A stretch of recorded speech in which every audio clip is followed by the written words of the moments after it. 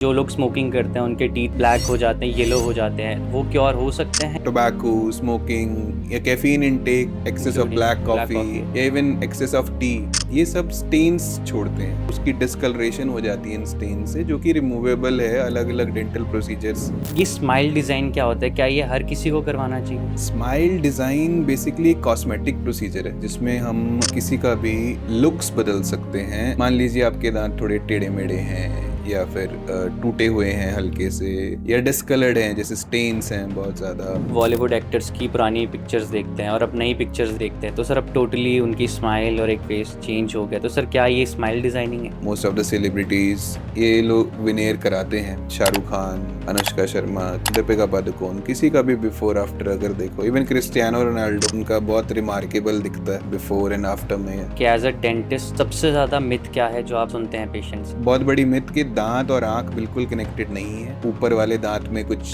Problem हुआ तो हमारी आई साइड में प्रॉब्लम हो जाएगा दांत निकालने से या इम्प्लांट डालने से, तो ऐसा कुछ भी नहीं है। तो क्या डायबिटीज़ और बीपी वाले भी टूथ इम्प्लांट करा सकते हैं? पेशेंट की HbA1c 10 से भी ज़्यादा है, मतलब बहुत ज़्यादा डायबिटिक है। हमारे साथ मेडिसिन के डॉक्टर एसोसिएटेड है, उनके थ्रू हम लोग उस HbA1c को नीचे लाते हैं कि उनका शुगर कंट्रोल में आए, फिर हम इम्प्लांट करें। इम्प्लांट के बाद लोगों को 3 से 6 महीने वेट करना पड़ता है, तो सर इसके बारे में आप क्या कहना चाहेंगे? नहीं, देखो, मैं इमीडिएट लोडिंग करता हूँ। इमीडिएट लोडिंग का मतलब हम लोग इम्प्लांट डाल के विद इन अ वीक दांत लगा देते हैं। तीसरे दिन, दूसरे दिन, पांचवें दिन, depending case to case.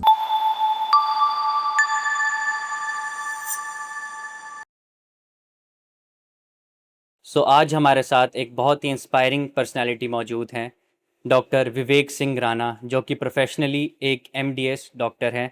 Without wasting any time, I welcome you to the podcast sir. Thank you so much. Sir, जैसे कि हमने सुना है कि जब आप BDS कर रहे थे तो साथ ही साथ आपने UPSC भी क्लियर किया था, तो सर वो जर्नी कैसी रही थी? आप उसके बारे में थोड़ा प्लीज़ हमें बताइए।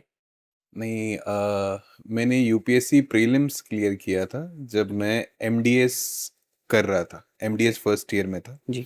यूपीएससी, आप ये बोल सकते हो कि एक इंस्पायरिंग बच्चा जब बड़ा हो रहा था तो कहीं से करंट अफेयर्स पढ़ने की आदत लग गई, तो वो धीरे धीरे एम्बिशन में बदल गई बिल्कुल। कि यूपीएससी करना है। एंड उस जर्नी, वो भी एक अच्छी जर्नी थी, और I manage to clear prelims, but that's somehow great sir, मैं डेंटिस्ट्री में ही कंटिन्यू किया आगे जी सर। एंड एमडीएस कंप्लीट की अपनी। सर, तो थोड़ा हम लोग अभी ओरल वेलनेस के बारे में आपसे कुछ क्वेश्चंस करना चाहते हैं। सर, जैसे कि हमने सुना है कि जो लोग स्मोकिंग करते हैं उनके टीथ ब्लैक हो जाते हैं, येलो हो जाते हैं, तो सर वो क्योर हो सकते हैं या वो परमानेंटली ही येलो या ब्लैक हो जाते हैं? नहीं नहीं, ऐसा नहीं है कि वो परमानेंटली येलो या ब्लैक हैं। वो बेसिकली स्टेन्स हैं। ओके। स्मोकिंग के साथ basically the thing is tobacco smoking या कैफीन इनटेक, जैसे excess of including black black coffee coffee. Okay. या इवन एक्सेस ऑफ टी, ये सब स्टेन्स छोड़ते हैं। ओके। तो स्टेन्स एनामल के ऊपर होते हैं। एनामल दांत की बाहर की लेयर है, जी। उसकी उसकी डिस्कलरेशन हो जाती है इन स्टेन से, जो कि रिमूवेबल है अलग अलग डेंटल प्रोसीजर्स से। जैसे कि अगर वो स्टेन्स बहुत ज़्यादा होते हैं, दांत की इनर लेयर डेंटिन भी स्टेन हो जाता है अंदर तक, देन हम लोग को कहीं ना कहीं ब्लीचिंग करना पड़ता है या फिर विनेयर्स करने पड़ते हैं। अगर इनिशियली हमें पेशेंट डायग्नोस हो जाता है कि एनामल स्टेन हुआ है, तो हम लोग उसका रिमूवल ऑफ स्टेन के तरह तरह के प्रोसीजर है, जैसे स्केलिंग करना या एयर प्रेशर स्केलिंग जी। आती है आजकल, तो दैट तो इज सर ये क्योरेबल है, परमानेंट क्योरेबल नहीं है। है? ये ओके। क्योरेबल है, ये सर। परमानेंट नहीं है अनटिल अनलेस ये बहुत डिले हो चुका है इनका। ओके। अक्सर सुनते रहते हैं न्यूज़ में भी और टीवी एड्स में भी, क्या आपके टूथपेस्ट में भी नमक है? और सर, चारकोल वाले टूथपेस्ट के बारे में हम लोग सुनते हैं, काफ़ी हम लोग मिथ्स देखते हैं यूट्यूब इंस्टाग्राम पे, तो सर क्या ये सच में फ़ायदेमंद है? ये थोड़े कमर्शियल प्रोडक्ट्स हैं, ये कमर्शियल ओके। टैगलाइंस होती है ना, तो टूथपेस्ट में नमक एंड ऑल। बेसिकली टूथपेस्ट में फ्लोराइड कंटेंट के ऊपर डिपेंड करता है कि हम लोग कितने फ्लोराइड कंटेंट का टूथपेस्ट यूज़ करते हैं। जी। And that is more important as a role of toothpaste कि हम लोग फ्लोराइड है उस टूथपेस्ट में या नहीं। जैसे अलग अलग टूथपेस्ट, जैसे आप सेंसोडाइन पकड़ो, सेंसोडाइन, बिल्कुल। अब वो उसमें क्या है, हाइड्रोक्सी एपिटाइट नाम का एक पार्टिकल बनता है जो डेंटाइनल हाइपर सेंसिटिविटी को रोकता है, तो उसका पर्पस वहाँ आता है। जी। जो नॉर्मल पेप्सोडेंट, कोलगेट, ये सब एक्सेट्रा जी जी जी। आते हैं, तो they are mostly fluoride toothpaste okay. जो एवरीडे यूज में यूज होते हैं। तो ऐसे हर एक का अपना अपना यूज है। जो like dent sir Sensodyne is more medicated as that compare to is call. That is meant for sensitivity, okay. Hyper sensitivity. वो एक कमर्शियल प्रोडक्ट का नाम है। ओके। तो वो आपका डेंटिस्ट आपको क्या प्रिस्क्राइब कर रहा है, किस वजह से कर रहा है, तो प्रिस्क्रिप्शन के साथ ही किसी मेडिकेटेड टूथपेस्ट की तरफ जाना चाहिए मेरे हिसाब ठीक है। से। जी sir. Not one one shoe fit everyone, नहीं है ऐसा। ये स्माइल डिज़ाइन क्या होता है? क्या ये हर किसी को करवाना चाहिए? स्माइल डिज़ाइन बेसिकली एक कॉस्मेटिक प्रोसीजर है जिसमें हम किसी का भी लुक्स बदल सकते हैं, स्माइल बदल सकते हैं। मान लीजिए आपके दांत थोड़े टेढ़े मेढ़े हैं, या फिर टूटे हुए हैं हल्के से, या डिसकलर्ड हैं, जैसे स्टेन्स हैं बहुत ज़्यादा, और काफ़ी डीप स्टेन्स हैं। तो अब हम लोग को, या किसी भी वजह से आपको अपनी स्माइल से कॉन्फिडेंस नहीं फील होता या अच्छी नहीं दिखती, तो हम एक बहुत पतली थिन लेयर पोर्सलिन की यूज़ करते हैं, जिसको हम विनेयर बोलते हैं। ओके। लिथियम डाइसिलिकेट की बनती है, ईमैक्स बोलते हैं हमारी भाषा में उसको। वो पीछे से आप ही का दांत रहता है, ओके। उसके फ्रंट लेयर पे आके विनेयर लग जाता है, ओके। जिससे हम लोग स्माइल का, आपके ठीक। टूथ का कलर, शेप, साइज सब कुछ मॉडिफाई कर सकते हैं। ठीक। और हम एक परफेक्ट शेप और कलर में आपकी स्माइल को डिज़ाइन कर सकते हैं। इसको स्माइल डिज़ाइन बोलते हैं। तो सर ये जो ट्रीटमेंट आप कह रहे हैं, तो सर ये क्या परमानेंट है या फिर ये मतलब इसमें कुछ हमें केयर भी करनी पड़ती है या फिर कुछ टाइम बाद हमें फिर से ये करवाना पड़ता है? नहीं नहीं, ऐसा नहीं है कि कुछ टाइम बाद करवाना ज़रूरी है। अगर ठीक से देखभाल करी जाए तो it can even last for 15-20 years easily. Okay. But जैसे आप अपने नेचुरल दांतों की देखभाल करते हो, वैसे ही वैसे ही आपको इनके इसकी भी भी कर। देखभाल करनी ओके। चाहिए। सर इसी से रिलेटेड एक क्वेश्चन था, क्या स्माइल डिज़ाइनिंग लाइक पेनफुल होती है? क्योंकि काफ़ी लोग इससे डरते भी हैं। नहीं नहीं, स्माइल डिज़ाइन बिल्कुल पेनफुल नहीं है, बल्कि इसमें एनेस्थीसिया की भी कोई ज़रूरत नहीं पड़ती, हमें ओके। सुन भी नहीं करना पड़ता। इसका सबसे अच्छा बात ये है कि हमें दांत को बहुत ज़्यादा ट्रिम करने की ज़रूरत नहीं है, या काटने की ज़रूरत नहीं है। जैसे कैप लगाने के लिए हमें दांत को काटना पड़ता है। तो अभी लेटेस्ट टेक्नोलॉजीज़ कैसा है कि मिनिमम प्रेप विनेयर्स होते हैं। मिनिमम प्रेप विनेयर्स का मतलब कि हमें दांत को बहुत ज़्यादा ट्रिम करने का बिल्कुल ज़रूरत नहीं है। तो आपके दांत की स्ट्रेंथ वैसी ही रहती है जैसी है, सिर्फ उसका लुक बदल जाता है। ओके। वो पीछे से आप ही का दांत है, वह फ्रंट फ्रंट लेयर लेयर। पे जो दिखावट है, जो लुक्स हैं, वो विनेयर से मॉडिफाई हो जाते हैं। So it's a very cosmetic treatment, it's more of and a, painless. हाँ या कंप्लीटली पेनलेस। जो भी आप मोस्टली हॉलीवुड बॉलीवुड सेलिब्रिटीज जितने भी देखते हो, most of them are under veneer treatment only. Smile design ही हैं वो लोग। और सर इसी से रिलेटेड एक क्वेश्चन था कि जब हम लोग टीथ वाइटनिंग करवाते हैं, हम्म। तो क्या वो परमानेंट है या फिर वो कितने टाइम तक चलती है? टीथ वाइटनिंग मेनली रेफर करता है ब्लीचिंग को। ओके। तो टीथ वाइटनिंग का पर्पस ये होता है कि हम लोग दांत की ओरिजिनल शेड, मान लीजिए आपकी शेड A3 है, हम उसको 2 से 3 शेड लाइटर कर सकते हैं, हम A1 ला सकते हैं उसको। So you can have a brighter teeth, but of course bleaching is not for ever. वो आपकी ईटिंग चूइंग एवरीडे हैबिट्स पे डिपेंड करता है। You can say an average it can last for 1 year और 1.5 year, पर धीरे धीरे आप अगर आपकी ईटिंग हैबिट्स कॉम्प्रोमाइज हैं तो आप वापस से उसी टोन ऑफ टीथ में जा सकते हैं। पर फॉर अ लिमिटेड टाइम आप you can have a bright teeth with teeth whitening. Okay. So इसमें सर हम लोग क्या मेनली जो हमारी टीथ की फर्स्ट लेयर है, क्या उसमें थोड़ा हम लोग चेंजेस करते हैं, उसे रिमूव करते हैं जो नहीं नहीं, येलोइश ये अगर कुछ है तो? ऑक्सीडाइज लेयर ऑफ टीथ के ऊपर एक ऑक्सीडेशन की लेयर चढ़ जाती है, जो रिमूव कर देता है, और अंदर से आपका एनामल ब्राइटन अप हो जाता है। Okay. So that is basically, this is a chemical process जो हम लोग बेसिकली, मतलब if you talk about, this is ना कार्बामाइड एंड पेरोक्साइड, कुछ केमिकल्स होते हैं हमारे जो हम जी जी। टीथ की फ्रंट लेयर पे लगाते हैं, और वो ऑक्सीडेशन लेयर को रिमूव कर देते हैं। तो सर क्या हम लोग ये बार बार भी करा सकते हैं, लाइक अगर किसी के? आई विल रिकमेंड कि एटलीस्ट 1 साल से पहले ब्लीचिंग नहीं होना चाहिए। It's harmful? No, not at all harmful है? Harmful, okay. पर इतना एक ब्लीचिंग का लाइफ एवरेज रहता है। उससे पहले मुझे लगता है कि मतलब इट्स वेरी डीप थिंग कि excess of bleaching can cause opening of dentinal tubules, तो सेंसिटिविटी कॉज कर सकता है अगर आप बहुत रेगुलर करते हो। जी जी। तो 1 साल में एक बार bleaching is more than enough. Sir एक और क्वेश्चन पूछना चाहूँगा कि एज अ डेंटिस्ट सबसे ज़्यादा मिथ क्या है जो आप सुनते हैं पेशेंट से अबाउट ओरल हेल्थ या अबाउट टीथ्स? अभी तो I will say being in Chandigarh tri city, people are much more aware about oral health, तो इतना मिथ नहीं है पहले जितना। पर फिर भी कुछ मिथ होते हैं, जैसा कई बार पेशेंट पूछते हैं, जैसे मैं सर्जरीज करता हूँ, मैं इम्प्लांटोलॉजिस्ट हूँ तो इम्प्लांट्स करता हूँ, तो कई बार पेशेंट पूछता है कि कहीं इम्प्लांट डालने से मेरा कैंसर तो नहीं हो जाएगा या कोई और बड़ी प्रॉब्लम तो नहीं हो जाएगी। तो ये कम्प्लीटली इट्स अ मिथ, है ना, इट्स कहीं totally safe. It's totally safe. And एक बहुत बड़ी मिथ कि दांत और आंख बिल्कुल कनेक्टेड नहीं है। कई बार सोचते हैं कि हम ऊपर वाले दांत में कुछ प्रॉब्लम हुआ तो हमारी आई साइड में प्रॉब्लम हो जाएगा बिल्कुल सर। दांत निकालने से या इम्प्लांट डालने से। तो ऐसा कुछ भी नहीं है। They are completely supplied by different nerves, अलग अलग नर्व सप्लाई करती हैं इनको, तो जी जी। बिल्कुल रेलेवेंट बात नहीं है। लाइक अगर कोई पर्सन आपके पास अपनी स्माइल डिज़ाइनिंग करवाने आता है तो सर आप कैसे डिसाइड करते हैं कि लाइक उस पे क्या स्माइल सूट करेगी, आप लोग क्या कैसे उसको कस्टमाइज़ करेंगे? हम ये थोड़ा सा टेक्निक सेंसिटिव काम है।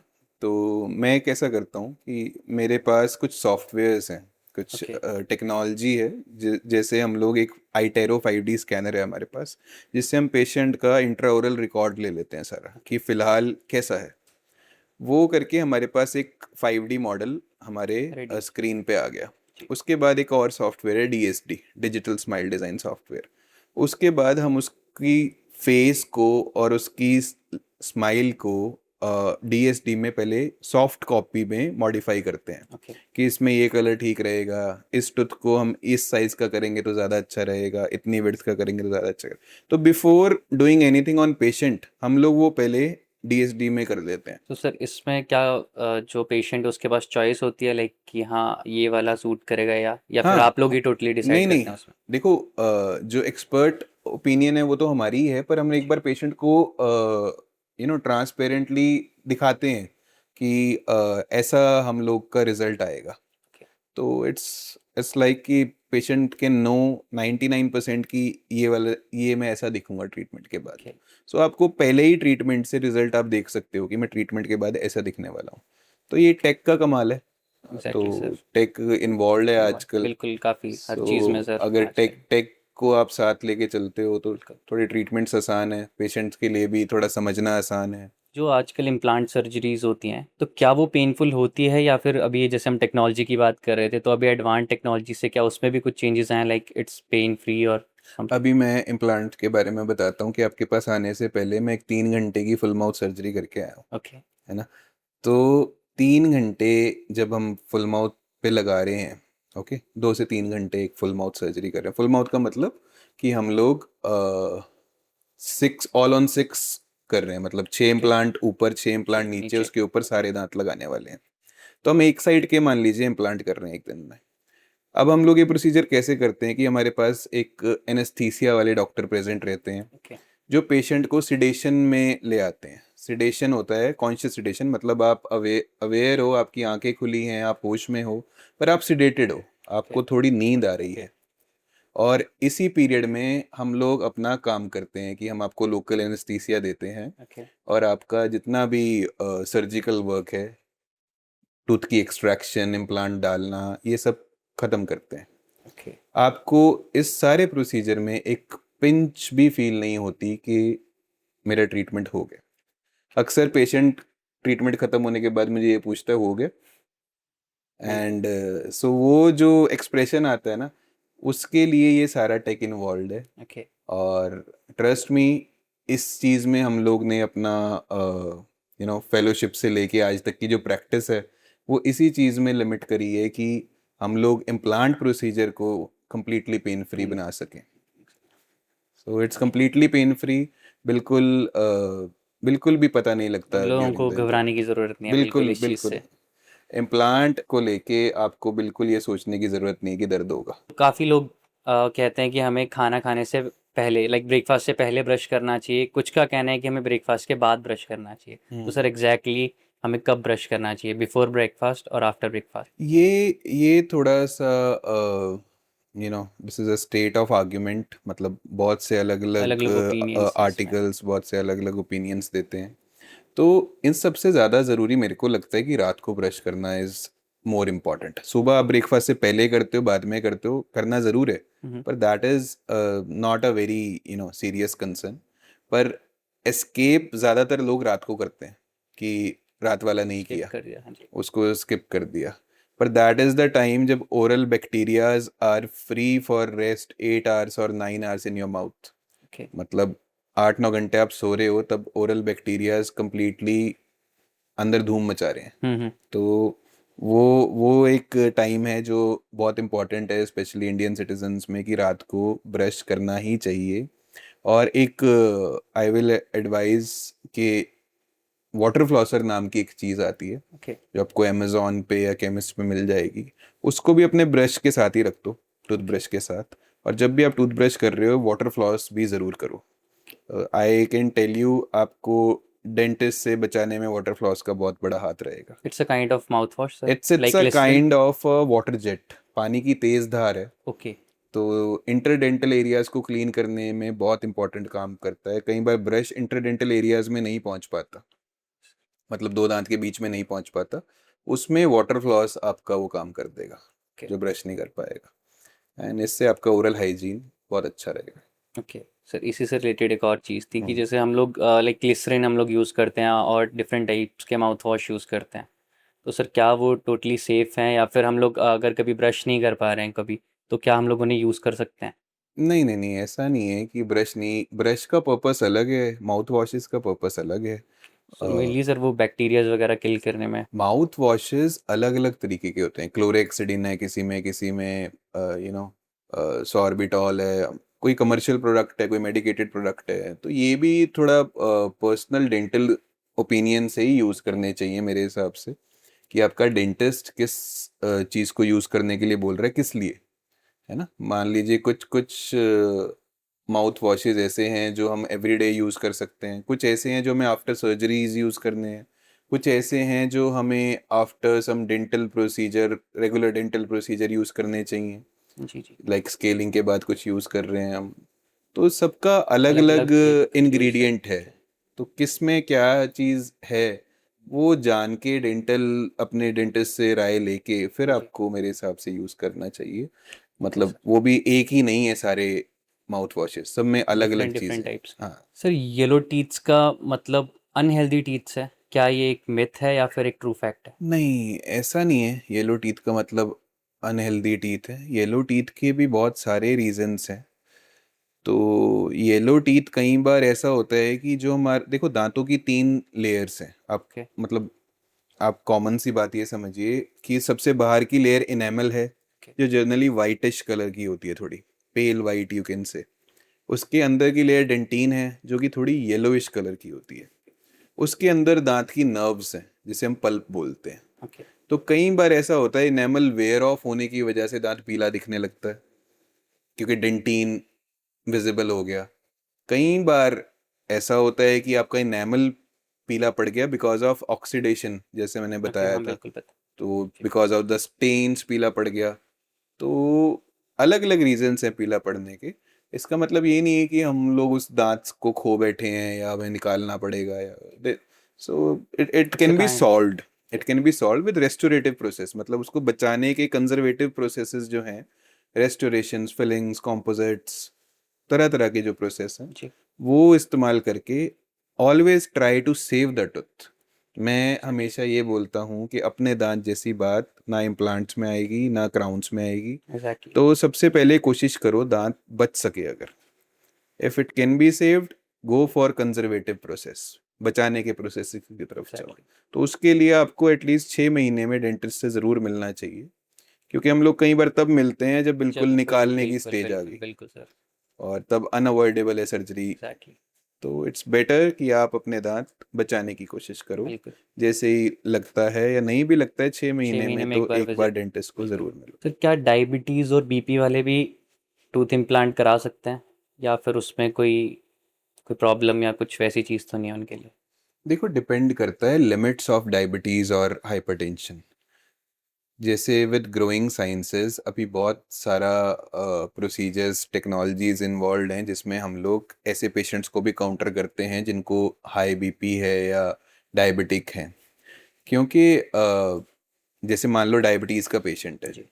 अब उसका डायबिटीज़ सॉल्व करने के लिए उसको खाना ज़रूरी है, क्योंकि फूड अंदर जाएगा, ग्लूकोज अंदर जा रहा है, उसका ग्लाइकोलिसिस होगा तभी फूड ब्रेक डाउन होके अच्छे से कंज्यूम होगा, नहीं तो इंसुलिन स्पाइक आएगा जैसे ही ग्लूकोज, और डायबिटीज़ और बढ़ेगा। जी। तो आपको खाना चबाना के खाना ज़रूरी है बिल्कुल। उसका न्यूट्रिशन ऑब्जर्व करने के लिए। जी। तो उसके लिए दांत तो चाहिए। बिल्कुल। पर अगर डायबिट तो ये लूप बन गया कि डायबिटीज़ है, दांत नहीं लगा सकते, दांत नहीं लगा सकते तो और डायबिटीज़ हो गई।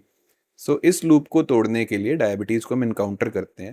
ओके। हम लोग पेशेंट का एवरेज शुगर लेते हैं 3 महीने का, ओके। HB1AC।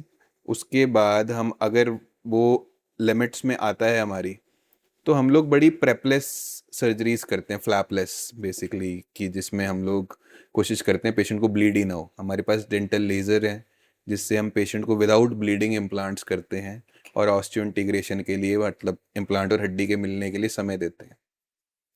पर मान लीजिए पेशेंट की HB1AC 10 से भी ज़्यादा है, ओके। मतलब बहुत ज़्यादा बहुत डायबिटिक ज़्यादा है, तो डायबिटीज। पहले हम उसको हमारे साथ मेडिसिन के डॉक्टर एसोसिएटेड हैं, उनके थ्रू हम लोग उस HB1AC को नीचे लाते हैं। हम कुछ वक्त का टाइम लेके, हफ्ते 2 हफ्ते 3 हफ्ते उनकी मेडिसिन उस हिसाब से शुरू करवाते हैं कि उनका शुगर कंट्रोल में आए, फिर हम इम्प्लांट करते हैं। तो एस्केप करना कोई तरीका नहीं है कि हम एस्केप ही कर दें इस चीज़ को, हम उसको काउंटर करते हैं, उसको सॉल्व करते हैं, और पेशेंट को परमानेंट दांत देते हैं। ओके। तो जब वो परमानेंट दांत आते हैं, वो अच्छे से खाने चबाने लगते हैं, उनकी डायबिटीज़ भी कंट्रोल कंट्रोल में हो आती जाती है। है, बिल्कुल सर। और जैसे हाइपरटेंशन की आपने बात करी, जैसे मैंने बताया था हमारे साथ इम्प्लांट के टाइम एनेस्थीसिया वाले डॉक्टर जी। प्रेजेंट जी। होते हैं जी। हमेशा। तो वो इसीलिए होते हैं कि वो आपके वाइटल्स को कंट्रोल में रखें, आपका बीपी ना बढ़ने दें, आपका हार्ट रेट ना बढ़ने दें, आपके पल्सेस ना बढ़ने दें, तो आपकी एनजाइटी को, आपके हर एड्रेनलिन को चीज़ को कंट्रोल कंट्रोल करके रखें। रखते हैं, बिल्कुल। ताकि आपको घबराहट ना हो, आपको एनजाइटी ना हो, और इजीली इम्प्लांट्स हो जाए। So okay. It's completely safe safe. Under, okay. And I personally do all this. ये ओके। मेरा ही काम है, मैं खुद जी। ही जी। करता जी। हूँ सारे इम्प्लांट्स। तो मैं आई एश्योर द पेशेंट कि भाई डायबिटीज़, बीपी, ये सब की निगरानी रखना मेरा काम है। आपने डर बस नहीं की। वो फॉलो करना है जो मैं आपको थोड़े से इंस्ट्रक्शंस दे रहा हूँ, बस exactly. That's it. Sir, flossing को जैसे इंडिया में ज़्यादा इम्पोर्टेंस नहीं दी जाती है, तो क्या ये वैसे रियली इम्पोर्टेंट है flossing? Flossing is very important. जैसे मैंने बताया ना, भी एक डेंटल वाटर फ्लॉस नाम की चीज़ आती है। तो जी। अगर आप वाटर फ्लॉस ले रहे हो, आपका फ्लॉसिंग का काम उससे हो जाएगा। ओके। पर फ्लॉसिंग इज इम्पॉर्टेंट, क्योंकि इंटरडेंटल एरिया जैसे मैंने बताया वो ब्रशेस क्लीन नहीं हो नहीं कर पाता। पाते हैं, बिल्कुल। इसलिए फ्लॉस ज़रूरी है। पहले फ्लॉस थ्रेड फ्लॉस आते थे, लेटेक्स के बने होते थे, अब लेटेस्ट वर्जन है water floss. So water floss अगर आप कर रहे हो, जैसे मैंने बताया, ब्रश के जी। साथ जी। वाटर जी। फ्लॉस रख दो, तो हमारा काम बन जाएगा। मतलब लोगों को करना चाहिए फ्लॉसिंग। करना चाहिए, डेफिनेटली करना चाहिए। एंड हाउ ऑफन हमें फ्लॉसिंग करनी चाहिए? फ्लॉसिंग लाइक डेली या फिर? हाँ डेली करनी चाहिए, मैंने बताया जैसे ब्रश के साथ अपने रख दो।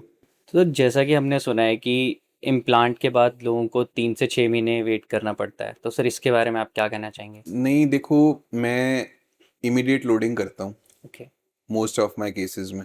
इमीडिएट लोडिंग का मतलब हम लोग इम्प्लांट डाल के विद इन अ वीक दांत लगा देते हैं, ओके। तीसरे दिन, दूसरे दिन, 5वें दिन, मतलब depending case to case.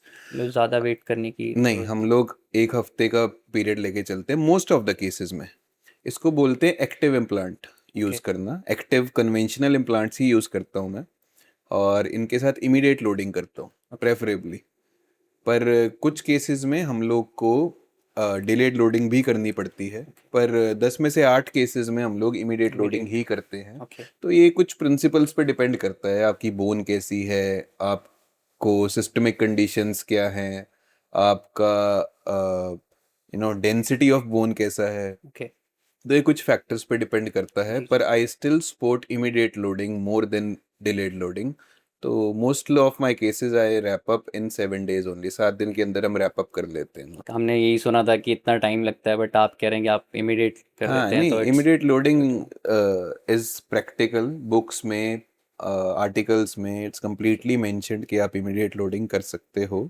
With थोड़ा सा चेंजेस हैं दोनों प्रोसीजर्स में, पर इम्प्लांट्स के साथ, कन्वेंशनल इम्प्लांट्स के साथ ही, ओके बेजल नहीं करता मैं कन्वेंशनल ही करता हूँ, ओके। तो उसके साथ आप इमीडिएट लोडिंग कर सकते सर एक और चीज़ पूछना चाहूँगा कि इंडिया में लोग फ्लॉसिंग को इतना इंपॉर्टेंस नहीं देते हैं, हो। तो फ्लॉसिंग के बारे में आप प्लीज़ बताएंगे थोड़ा कि कितना ऑफन हमें करना चाहिए और क्या उसके बेनिफिट्स हैं। फ्लॉसिंग के लिए जैसे मैंने आपको बताया कि पहले फ्लॉस आता था, एक थ्रेड फ्लॉस लेटेक्स का बना होता था, तो वो यूज़ किया जाता था, विच इज़ वेरी इंपॉर्टेंट। पर आजकल उसका भी एक मॉडिफाइड बेटर वर्जन है, वाटर फ्लॉस। तो फ्लॉसिंग का मतलब मीनिंग समझिए कि फ्लॉस हम क्यों कर रहे हैं, दो दांत के बीच की जो जगह है, जी। इंटरडेंटल स्पेसेस, उसको क्लीन करने के लिए कर रहे ओके। हैं। वहां तक ब्रश के ब्रिसल्स नहीं नहीं पहुंच पहुँचे पाते। हैं बिल्कुल। तो फ्लॉसिंग तो करनी ही चाहिए, मेरी राय यही है कि ब्रश के साथ ही आप वाटर फ्लॉस रख दो अपना। ओके। और जब भी ब्रश कर रहे हो, दिन में 2 बार ब्रश कर रहे हो, तो 2 बार ही वाटर फ्लॉस करो। जी। आप 2 से 3 बार भी कर लोगे वाटर फ्लॉस, कोई नुकसान नहीं है, पर वो ब्रश के साथ ही रख दो, ताकि आपको हमेशा याद रहे कि टूथब्रश किया है तो अब मैं वाटर फ्लॉस भी करूँगा। That yes. Is a it's very good it's very habit. Very important as well, तो या वो इट्स इट्स करना इट्स चाहिए। इम्पॉर्टेंट, क्योंकि जी। मोस्टली केरीज जो हैं वो इंटरडेंटली मिलती है। ओके। मोस्टली जो पेशेंट्स कैविटीज लेके आते जी। हैं, उसका ओरिजिन दो दांतों के बीच से हुआ होता है। तो in India mostly we ignore the interdental cleaning. Exactly. So always keep a water floss with your toothbrush. Sir एक और चीज़ मैं पूछना चाहूँगा कि ऐसी कौन सी चीज़ है जो लोग डेली करते हैं जिससे अननोइंगली लोगों के दांत खराब हो रहे हैं, लाइक हमें कौन सी ऐसी चीज़ें हैं जो अवॉइड करनी चाहिए टू अपने दांतों को बचाने के लिए। Sugar sugar. सबसे कॉमन चीज़ है जो हम सब लेते हैं, और हमारी डाइट में, हमारी इंडियन डाइट में काफ़ी है। काफ़ी शुगर है। तो जो हमारे कमर्शियल प्रोडक्ट्स हैं, मार्केट में मिलते हैं खाने के, बच्चों के, यू नो, वट एवर, कोई भी मिल्क पाउडर या कोई भी सप्लीमेंट के बिल्कुल। नाम पे कुछ भी, तो एवरीथिंग कंटेन्स शुगर, ओके। है ना। इवन हमारी इंडियन डाइट में बहुत काफ़ी चीज़ शुगर में है, शुगर है इट्स बिल्कुल। Full of carbohydrates. जी। तो जहाँ भी कार्बोहाइड्रेट्स का एक्सेस अमाउंट है, अब आप इसको नॉर्मल लैंग्वेज में अगर समझो, तो शुगर कंटेंट, कार्बोहाइड्रेट्स में जो शुगर कंटेंट है वो जी। जाके टीथ के एनेमल पे स्टिक कर रहा है। अब वो स्टिक कर गया टीथ एनेमल पे, उसको खाने के लिए बैक्टीरिया आया, जी। बैक्टीरिया ने शुगर को खाया, शुगर को खाते खाते अब वो इनेमल को भी खाने लग गया, इसी ओके। को कैविटी बोलते हैं। ओके। तो कैविटी ओरिजिन का बहुत कॉमन रीज़न और most common reason sugar sugar है। है, तो उन लोगों को थोड़ा शुगर अवॉइड करना चाहिए। हाँ, try to avoid sugar as much as you can, मतलब okay. you have to limit your diet in a certain way, कि हम कुछ कार्बोहाइड्रेट्स लें, कुछ प्रोटीन लें, कुछ फाइबर्स लें, जी। सिर्फ कार्बोहाइड्रेट ना लें। तो दैट इज द पॉइंट। आगे सर एक हमारे इंडियंस में एक आदत है, लाइक दिन में 3 बार चाय या 3 बार कॉफ़ी, तो हम्म सर ये भी कहीं ना कहीं अफेक्ट कर रही है उस चीज़ को, लाइक बैक्टीरिया इसमें भी शुगर कंटेंट तो है ही है। देखो, चाय कॉफ़ी के साथ दो चीज़ें आ गई, अगर आप चाय में चीनी डाल के ले रहे हो जी। तो शुगर आ गया। अब दूध है, जी। दैट इज़ बेसिकली लैक्टोज, वो लैक्टोस। शुगर की फॉर्म है। बिल्कुल। और साथ में चाय जो जा रही है या कॉफ़ी जो जा रही है, वो कैफीन आ गया, वो स्टेन जी। प्रोड्यूसिंग है। तो आई डोंट से कंप्लीट कि भाई आप सब कुछ छोड़ ही दो, of course that is not practical. जी। पर you have to decide your everyday diet according to your physical needs, जी। कि भाई मैं ये काम करता हूँ या मेरा ये दिनचर्या है, तो मैं इतना लूँगा, फिर मैं इतना नहीं लूँगा। जी। So abuse of anything is bad, कि एक्सेस में हम कुछ भी ले रहे हैं तो वो बुरा है।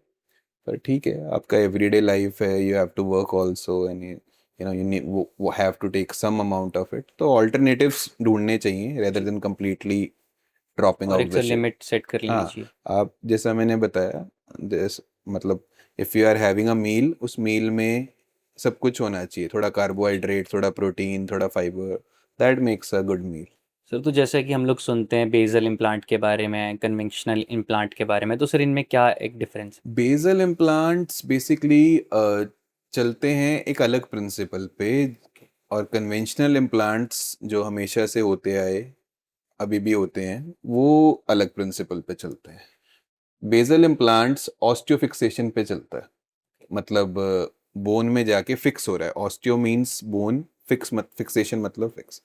और कन्वेंशनल इम्प्लांट्स चलते हैं ऑस्टियो इंटीग्रेशन पे, मतलब ओके आपने बोन में इम्प्लांट डाला ओके और अब उसके चारों तरफ नई बोन बनेगी ओके और इम्प्लांट आपकी बोन का ही पार्ट बन जाएगा। ओके तो ऑस्टियो फिक्सेशन इज लाइक कि बोन के अंदर जाके फिक्स हो गया ओके उसका टिप, है ना, इट्स अ लॉन्ग जी इम्प्लांट्स, बेसल इम्प्लांट्स, उसका टिप फिक्स हो गया। ओके और इंटीग्रेशन मीन्स कि इम्प्लांट के चारों तरफ ओके बोन बन गई नहीं। तो in my view osteo integration is a better process. Okay तो मैं कन्वेंशनल ही करता हूँ, बट ऑस्टियो फिक्सेशन भी एक प्रोसेस है। एंड ऑस्टियो फिक्सेशन के कुछ प्रोज एंड कॉन्स अपने हैं, but whatever my teachers and my heads have told ki, so we mostly try in every case to go for conventional only. तो sir इसमें decide कैसे करेंगे कि कन्वेंशनल इम्प्लांट करना ये है या आपके बेसल? डॉक्टर की वो है थोड़ी ओके कॉल। ये okay doctor has to take the call कि उसको क्या ठीक लगता है। ओके तो जैसे मेरे हिसाब से कन्वेंशनल ज़्यादा बेहतर है, पर but that sir that possible depends. तो दोनों हाँ, ही है। That depends, doctor to doctor depend okay करता है। तो जैसे हम लोग बॉलीवुड एक्टर्स की पुरानी पिक्चर्स देखते हैं और अब नई पिक्चर्स देखते हैं, तो सर अब टोटली उनकी स्माइल और एक फेस चेंज हो गया, तो सर क्या ये स्माइल डिजाइनिंग है? हाँ, मोस्टली जो उनका स्माइल का चेंज है, जो उनके ओरल प्रोफाइलिक्सेस या उनके स्माइल बदल गया, that is mostly veneers. Okay most of the actors actresses, most of the celebrities ये लोग विनेयर कराते हैं। ओके तो ये जैसा मैंने बताया है कि दे कंप्लीटली मॉडिफाई कर सकते हैं हम इससे ना लुक्स को। ओके तो your colour, shape, size, everything changes with the use of veneers. Most of them has undergone veneers. अगर आप किसी की भी, इवन शाहरुख खान, अनुष्का शर्मा, जी दीपिका पादुकोण, किसी का भी बिफोर आफ्टर अगर देखो, इवन जी क्रिस्टियानो रोनाल्डो, रोनाल्डो बिल्कुल। उसको उनका बहुत रिमार्केबल दिखता है जी जी जी कि बिफोर एंड आफ्टर में विनेयर्स क्या काफ़ी डिफरेंस डिफरेंस ला है सकते हैं। बिल्कुल। आपको एक प्राइम एग्जांपल दिखते हैं। जी जी जी जी सर अगर कोई स्माइल मेकओवर या डेंटल इम्प्लांट करवाना चाहता है, तो सर आप तक वो कैसे पहुंच सकता है? अगर किसी को भी ऐसा लगता है कि उनको स्माइल डिज़ाइन की ज़रूरत है या मिसिंग दांत हैं, डेंटल जी इम्प्लांट्स के बारे में सोच रहे हैं, देन ऑफ कोर्स मेरे से मिल सकते हैं। I am present in Chandigarh and Mohali, okay दोनों जगह हमारे क्लिनिक्स हैं। ओके हमारी पूरी टीम है जो डेडिकेटेडली ओरल हेल्थ पे काम करती है। हमारे क्लिनिक्स हैं डेंटल आईक्यू के नाम से। ओके तो we are present in sector 40 Chandigarh okay and 7 phase Mohali. And दोनों क्लिनिक्स पे we have kept all the latest technologies. तो if you are concern about the missing teeth, dental implants के बारे में सोच रहे हो, या स्माइल डिज़ाइन के बारे में, या और किसी ओरल हेल्थ से कोई भी इश्यूज रिलेटेड हैं, कुछ। तो जी we have latest version of every treatment. So एक बार हमारा ओपिनियन ज़रूर लें and you can meet me there. So thank you so much sir to coming to the founders Adda podcast. Thank you so much for बहुत sir calling me. आपसे बहुत चीज़ें सीखने को मिली। Thank and you. Thank you so much sir for being here. Thank you. Thank you so much for calling me and hopefully थोड़ा awareness जाए लोगों तक बिल्कुल सर। एंड ओरल हेल्थ को लेके थोड़ी अवेयरनेस फैले। जी थैंक यू सो मच।